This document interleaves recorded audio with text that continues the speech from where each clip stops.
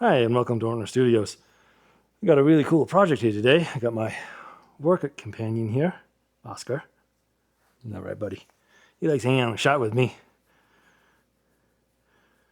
But today, we're going to build a really cool desk. There's going to be a really cool theme that goes along with it. It's going to be a U.S. patriotic theme. Isn't that right, buddy? Yeah. So for this desk, it's going to be an executive style desk. It's going to be just under 6 feet, 71 inches. It's going to be an apron desk, meaning that there's a panel on the front and the sides, so it's enclosed. And so this is going to be the front panel here. And what we got here is solid 3/4 inch walnut boards. And they're sitting on top of a 3/4 inch maple plywood, nice high quality maple plywood. And the front apron and the two sides are going to be set up this way. These walnut panels are going to be glued down to the maple, and that's because to give it structural support, because it's going to be a big desk, and the plywood will not be seen. It will be completely enclosed, but it will give a solid foundation for building this size and style of desk. So what we have here is I'm going to use what's called a polyurethane glue, and I'll explain why the benefits of this later. But I want to bring it up because if someone's looking at doing something like this, you can see I got this plywood down underneath the my walnut and what I'm gluing up, and I ran saran wrap around the edges on the bottom because this glue expands and you'll have a lot of drip. So it's just something I want to mention if anyone is looking at doing a glue up like this, that there will be a lot of spillover.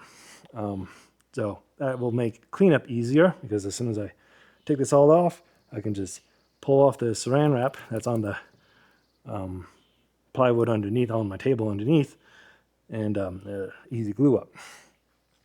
Another thing about this glue is that it's expansion, and there's a thermal reaction in that expansion, but it expands. And so if you got things that you're trying to glue up, it will push them apart. So you really got to use a good clamping system. And what I'm using is this Rockler panel clamp. And what you do is that you got one of these on the bottom, and then you put one on top. And you use these clamps that come in on the two ends. So they come in here, and you got another matching one that you match up on these grooves, and I got 4 of them laid out here. And as you screw this in to tighten it, this pushes against the panel you're clamping. It meets the other end, and as it pushes against them, it pulls these clamps apart, and it pushes these brackets, these blue brackets, down. So you got pressure on 4 ends, on the 2 ends, and on the top and on the bottom. So if you're doing some edge plant glue up, this edge gluing, these are a great clamping system to use. They're a little bit expensive, but they do save you a lot of time when you're trying to put pressure and things are moving around. These hold them in place because you got the pressure on the 2 ends and the top and the bottom. And my glue buddy, right there. He likes to hang out pretty close. So a little bit about the project. As I said, there's a theme, an American Patriot theme, with American history going to be carved into this desk. So this front panel here, I created an original image of the Battle of Fort McHenry, and I'll talk more about the significance of the images I created and chose later in the video. And the front panel and the 2 side panels of the desk, they're going to have engravements on that I will do on the CNC machine. And so the front panel here,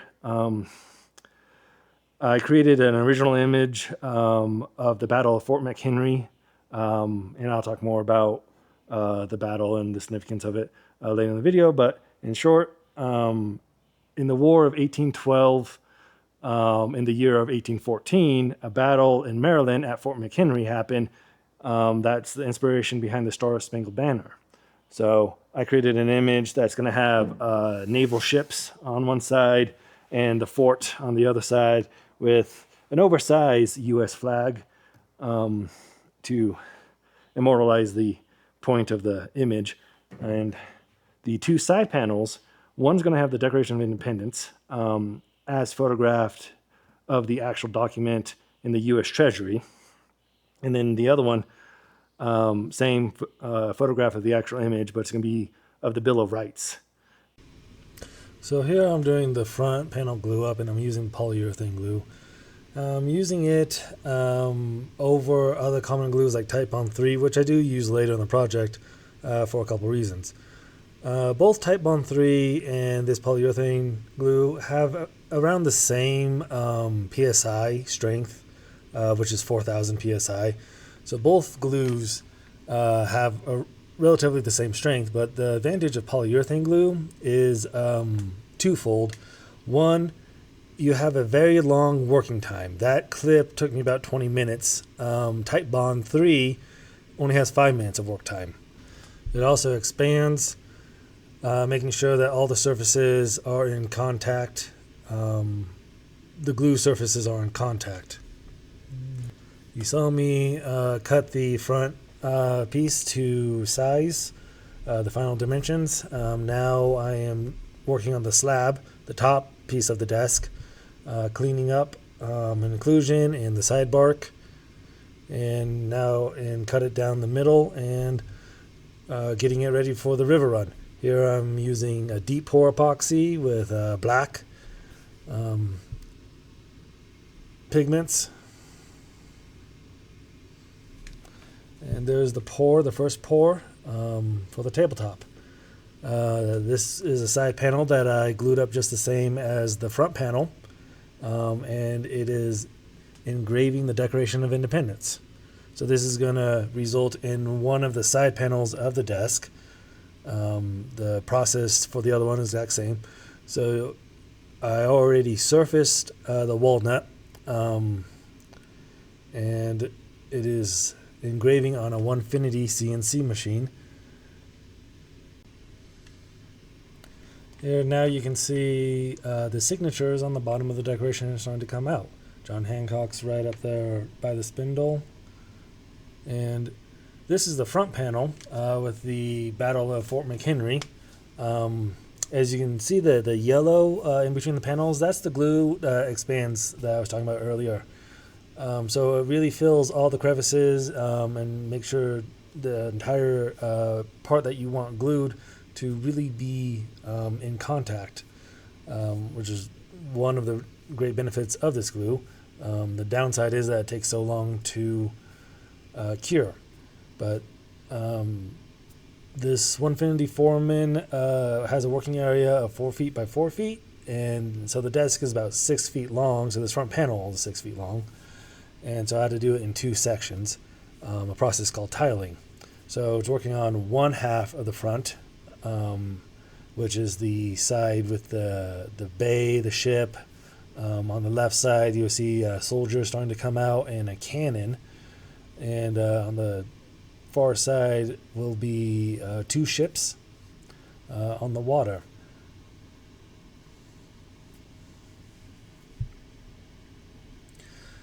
And so what was done initially is called a roughing pass that takes off the majority of excess waste with a large bit. And now it's going back and it's going line by line with a bull nose bit, and that gives all the detail. So you can see the cannon starting, the tip of the cannon on the left side is starting to show. And in this image, there's going to be streaks in the sky. That's the cannon fire.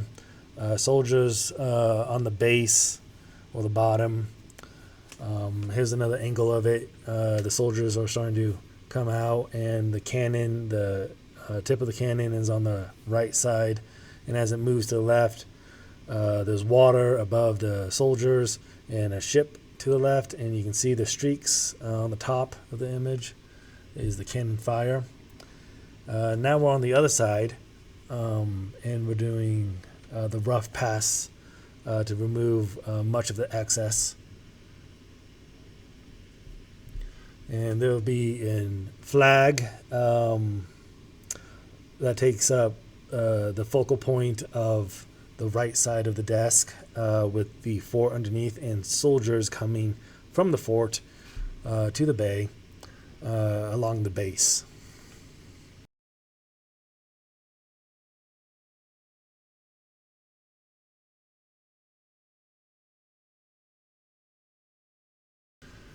You can see the stripes of the flag are starting to show up. So we're finished with the roughing, and now it's the bull nose is going to come through and give all the detail. This image has so much symbolism of American continuity and resilience. It reminds me of a passage by Marcus Aurelius. Remember that your ruling reason becomes unconquerable when it rallies and relies on itself, so that it won't do anything contrary to its own will, even if its position is irrational. How much more unconquerable if its judgments are careful and made rationally. Therefore, the mind freed from passions is an impenetrable fortress. A person has no more secure place of refuge for all time. Marcus Aurelius, Meditations 8:48. The desktop is fully cured, and we are finding it on the 150 CNC machine, working in sections.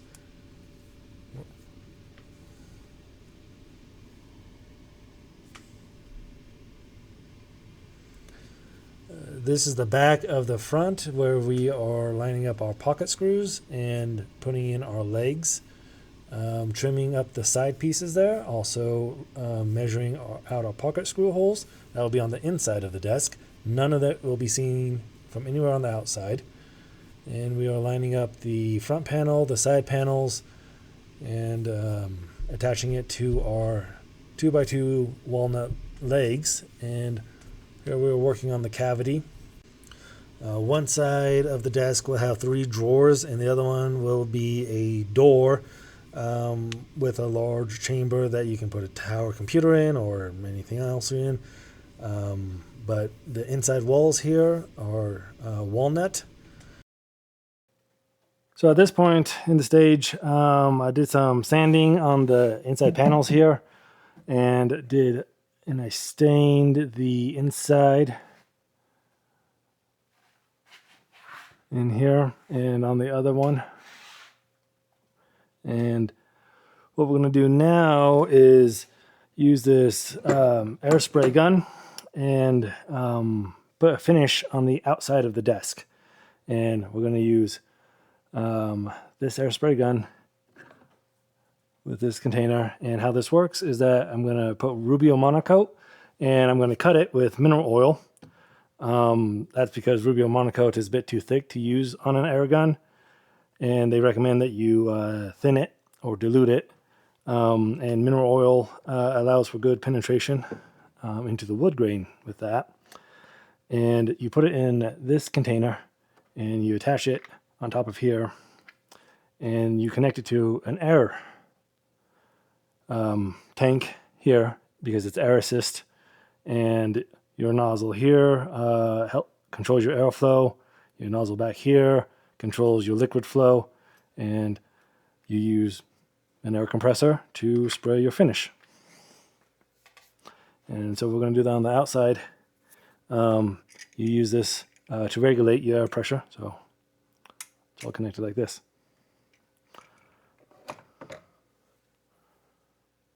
Here you get the first look of the desk being assembled. The image is upside down, but we're putting on this first coat to help protect it as it's moved around, and how it's starting to come together. Here we're back at the CNC with the desktop. I am engraving my logo into the bottom side of the desktop on both corners. They will not be seen from the outside of the desk, but they will be on the underside in the drawer cavity and the door cavity as well. A little cleanup.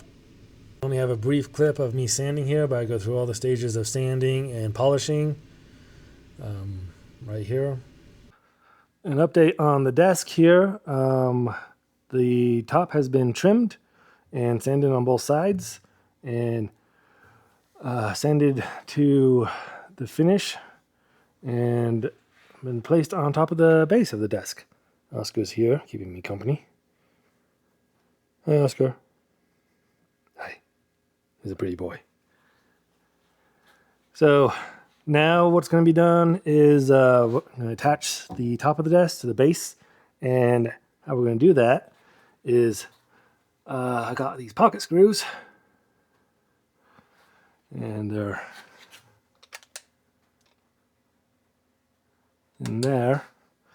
And so what we have is 4, 2 here, and 2 here.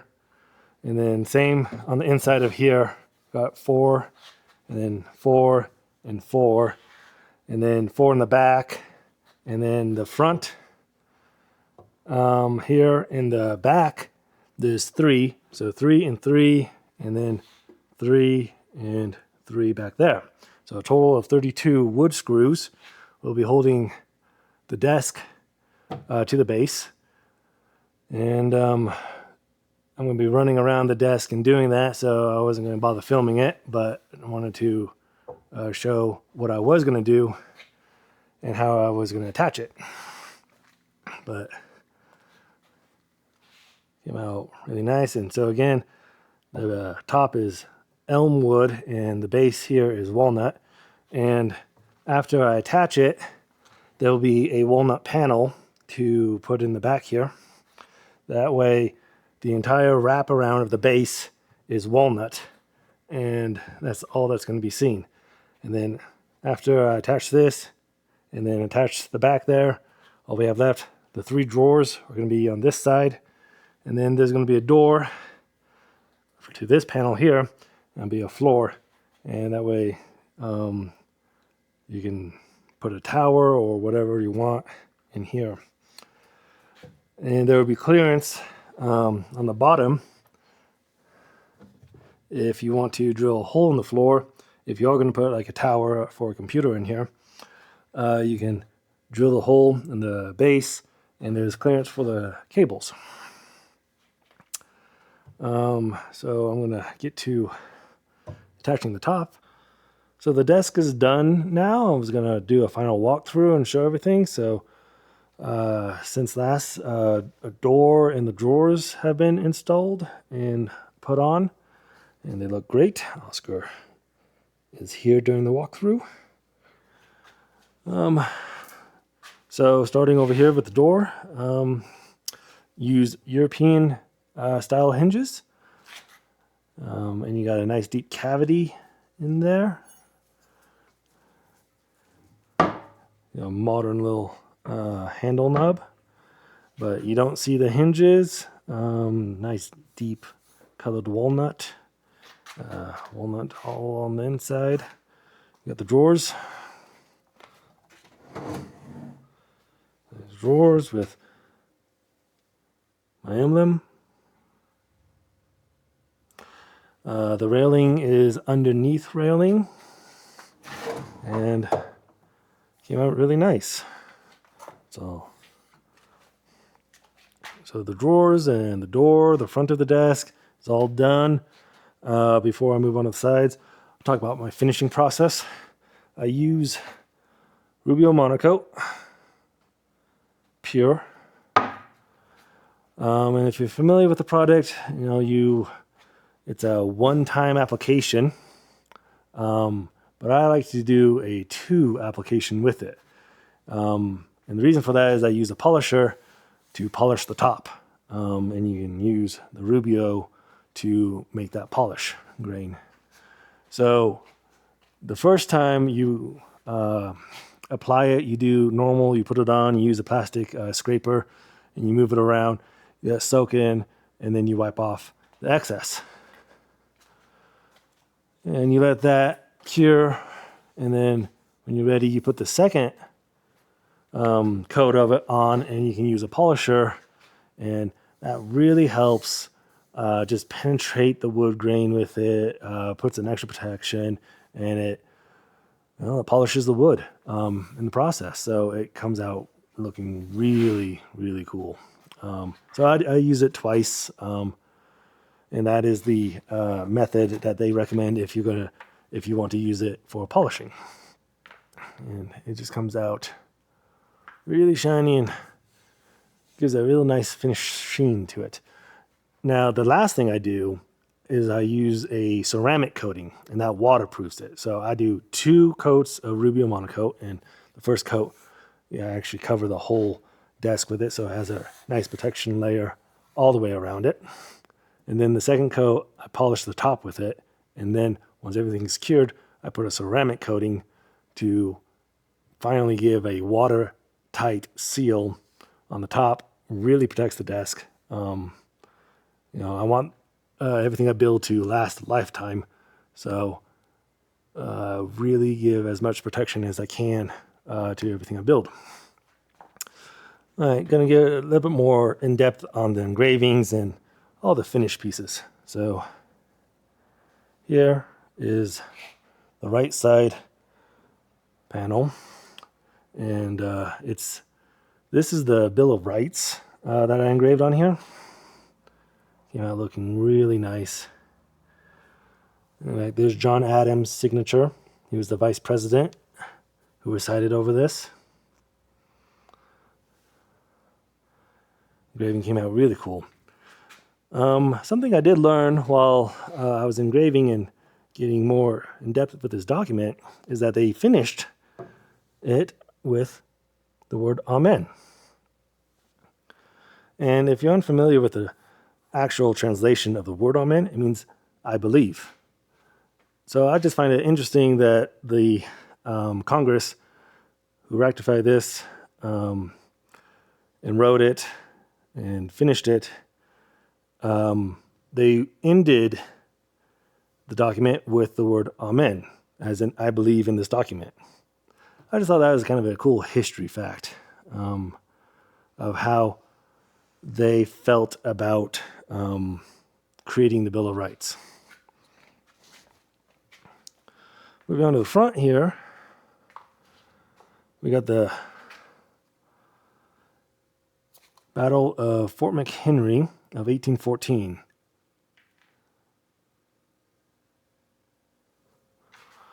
And I want to talk a little bit about this image and why I chose it. So a little bit more about the image itself, particularly. Here, these streaks, that's the cannon fire from the British ships to the fort. You got ships here. There's the second one there. And then the ocean. And then you got soldiers on the coast. And then a cannon. And more soldiers commanding. And then you got the fort. This is the seawall. The fort and the flag. And all this texture, this is fire from the cannon fire. And so the smoke coming through the soldiers, they're coming out of the smoke. And the tower or the fort is engulfed in flames and smoke. And the flag standing above it. And so that's what's on the image. And so all these streaks are cannon fire. Now, a little history about the battle. So Major George Armistead commissioned a seamstress named Mary Pickersgill to create the flag. And the major wanted a massive flag. He wanted it to be seen from the port. If you're unfamiliar where this is, Fort McHenry is in Baltimore, which was a major port of the time because you have Boston and New York up north. But if you wanted to trade with the capital, the Baltimore port was essentially the closest port. The next one was south in Virginia. But this was a major port and strategic location, and this battle was significant. I'll get to that in a minute. But Mary used like a 400 thread count with the flag, and it was huge. You could see it from ships in the port. It was very noticeable, and that's what the major wanted. He wanted it to, really be a statement. So in this battle is where we get the Star Spangled Banner, and that was a poem written by Francis Scott Key. So this battle took place in 1814 during the War of 1812. In fact, it took place in September of 1814. So at the time of posting this video and filming it, we are in the 211th year anniversary of the battle. And this battle has shaped modern politics and our country in so many ways that I'll touch upon in a little bit. But during the battle, one of the nights that it was going on, one of the fierce night that it was being bombarded, Francis went onto a truce ship, which is a ship that the British had that essentially was a prison barge. They captured a friend of his, Dr. William Beans, who was a U.S. doctor and gave a lot of aid to the soldiers. Anyways, he was on a barge in the port that was not a combatant ship, but Francis went on there to negotiate his release. And it was nighttime, and he witnessed the bombardment of the fort. That is immortalized in his poem. He was a lawyer, American lawyer, who was described as an amateur poet. Basically, his passion was poetry, and he wanted to be an author of it. Anyways, he witnessed from a ship that was had clear view of the battle, cannon fire that he described as, lights in the sky, and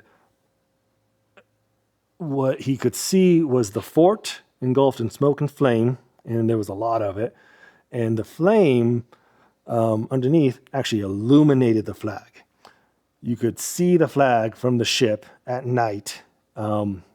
And so that's what gave him so much inspiration, because all the fire underneath lit up the flag, and every soldier on the ships could see it. They could see that it was you get the line standing strong, and that gave him the inspiration to write the poem.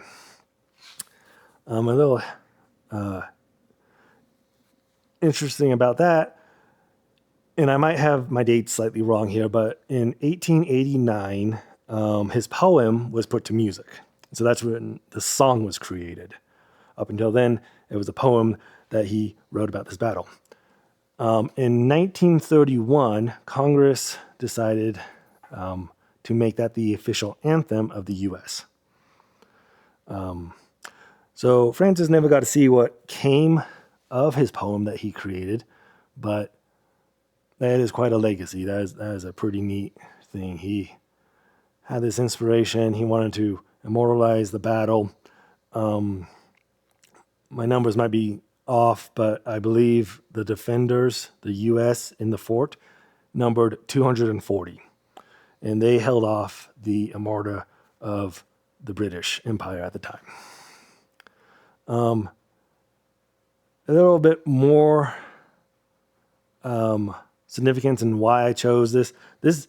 This battle is very important to U.S. history.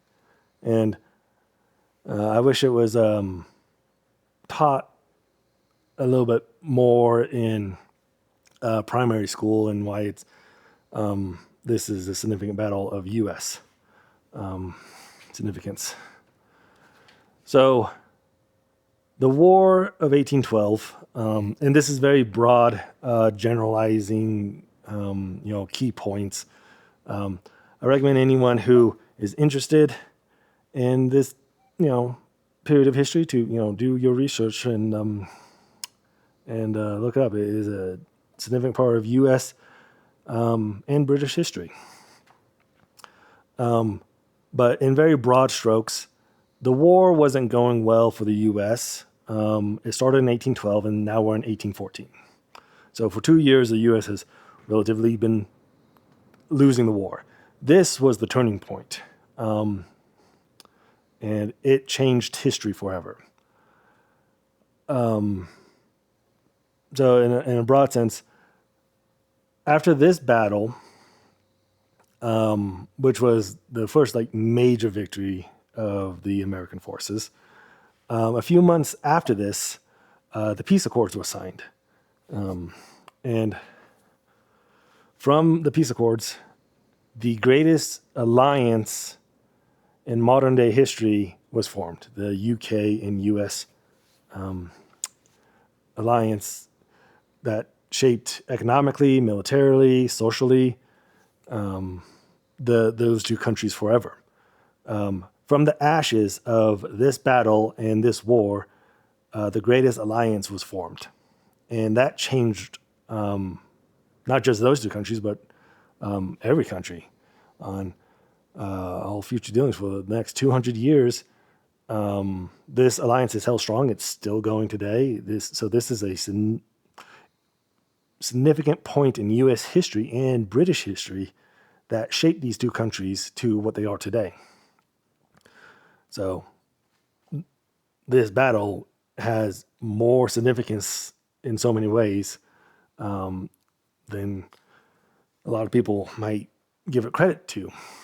And so when I was designing this desk and I wanted a U.S. patriotic desk, I wanted things that were foundational. So I chose the Bill of Rights for an engravement, the Constitution that we'll see in a minute as the other side, and this battle that it also solidified the country to foreign countries. I won't get deep into it, but there was a mindset in England of what the U.S. was. And we're talking about early 1800s. There was no fax machine. There was no internet. There was no phone calls or radio. People got it from town criers. Newspapers were the sources, and that took a lot of time. There was essentially, they didn't know what the U.S. was or trying to build or what it was like over there, even for a lot of Parliament. This battle helped them understand, hey, they are significant, and maybe we're thinking about them in the wrong terms. It changed the mindset of the people over there, which led to the alliance. So this showed that the U.S. no, they're a formidable country, and maybe there's something more to it, which led to the peace accords and then the alliance. So not only did we get that from it, but we also get the national anthem from it. So in my opinion, this battle is a foundational battle of an early country starting out, which was the reason I chose it. I mean, there's so many pivotal moments in U.S. history that I could have put on here, but in my opinion, this was one of the greatest. So I have the Declaration, the Bill of Rights, and then the Battle of Fort McHenry, and I thought that was worth putting on.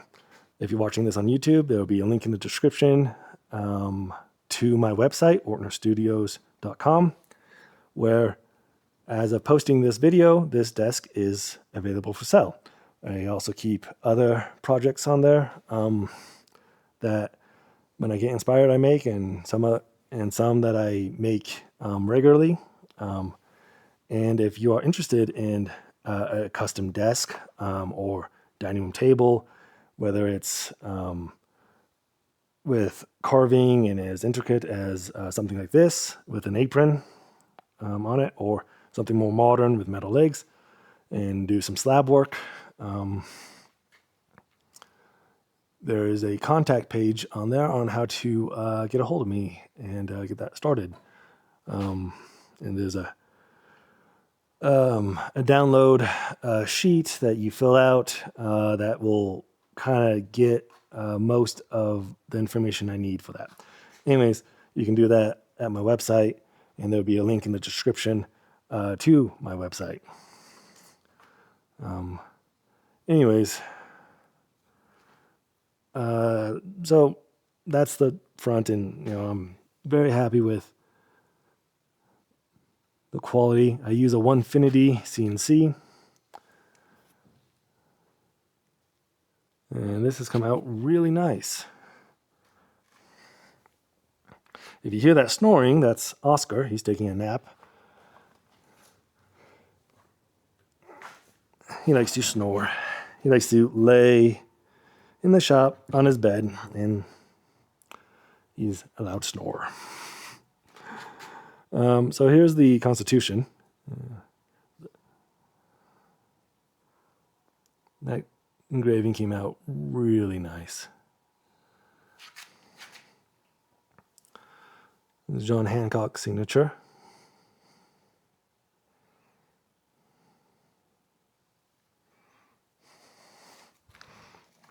But that is the Patriotic desk. So again, the top here is elm, and that just came out so nice. It complements the walnut so well. So the entire base is walnut. And the top is elm. And I think those two woods just come really nicely together. They look really, really good. And the walnut's so pretty underneath.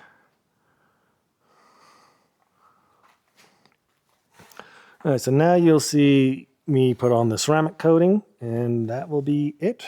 And this guy will be available on my website.